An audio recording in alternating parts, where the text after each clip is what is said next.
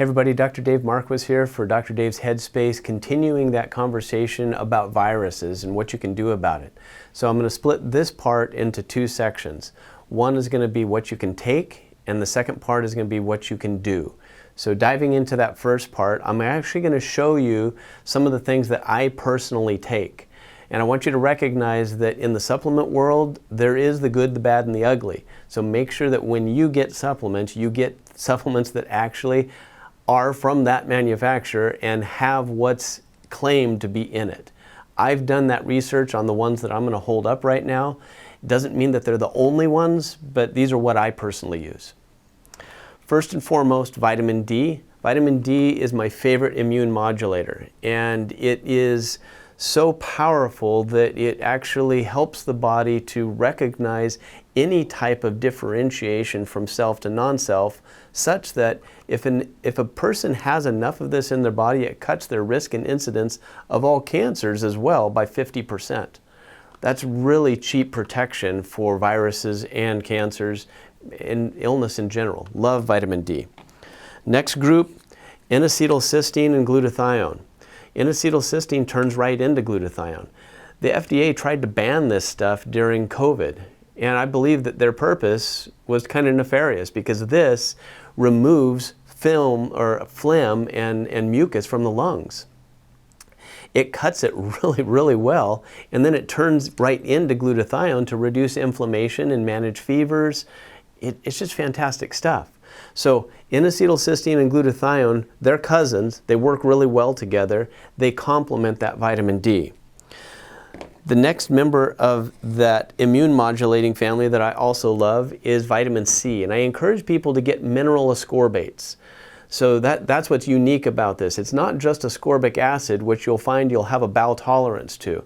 Mineral ascorbates, you can take higher volumes so your body's absorbing more. There's actually receptor sites on your white blood cells to stimulate them into activity, kind of like the bouncer at the bar. You know, they might have been on duty for 6 hours and they're starting to get a little bit tired watching people come in and out.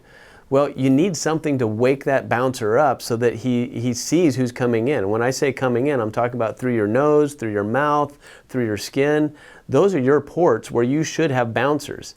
And the things that we call bouncers in our body, those are our T cells. Our T cells get woken up by vitamin C, by the glutathione, by the vitamin D, and by nitric oxide. There's a lot of different things that we can use that help to wake up our bouncers.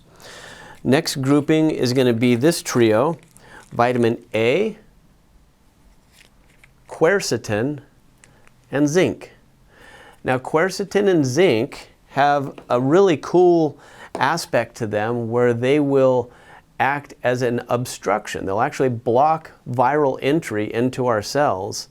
And that's why there's zinc nasal sprays, there's zinc lozenges.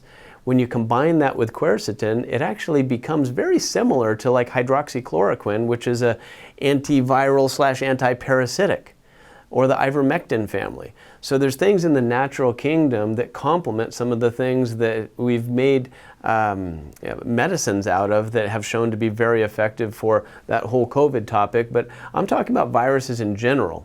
And so remember that grouping that I shared with you right there. The next stage of prevention is going to go a little bit deeper.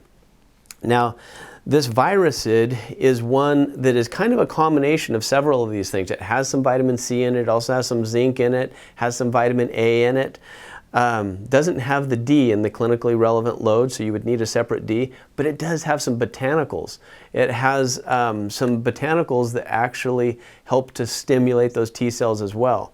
This is something that you would actually take like 1 to 2 caps every hour at the onset of an infection if you didn't have everything else that I mentioned, because some of these other things you might be using in mega dosing. You really can't do that with this one, but it is good to give you something that you could carry with you quickly in your pocket or your purse so that you can hit an infection as it's happening in real time. Another thing that does similar to the body is this product called LDM. It's made by Barlow Herbs. Love this one. It's an extract of the lomatium plant. The lomatium plant was really brought to our awareness in terms of its efficacy during the 1918 Spanish flu.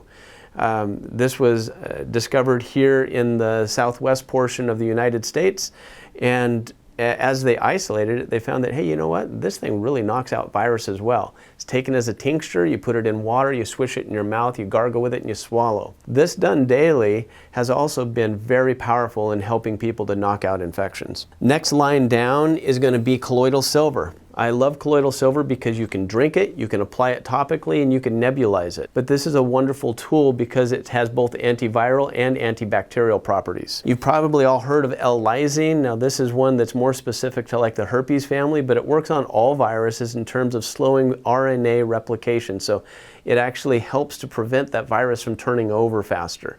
It's not necessarily preventative, it's just if you have it, it's going to slow it from emerging. Next two groups, one is a liposomal form, which means that they've taken these botanicals and they've put them into a fat-soluble form so it can go right under the tongue and get absorbed into the body. And then the other one is a capsule form. They're both called biocidin. Biocidin is a nice, strong antibiotic and antiviral component to it. This is when you've already got your infection, you felt like you've been losing ground, and now you're actually trying to treat the infection itself instead of just supporting the body. Everything else that I just mentioned is more supportive of the body in addressing an infection. This one actually does go after those organisms themselves. And then the last two things of the things that you can take, love Pinellia for cutting mucus also. This one, it's called phlegm dispensing. It's a Chinese botanical. It's actually been used for thousands of years to dry out the sinus cavities. So I talked about N-acetylcysteine cutting mucus here in the chest. This does it in the chest and the head. So if you happen to have a viral infection that has gone bacterial up in the sinus cavity, sometimes that happens to people, Pinellia root works really well to open those airways up again. And then fulvic acid, last one. Love this stuff because it acts as both a binder and a remover and a stimulator for your mitochondria. So it gives you a threefer.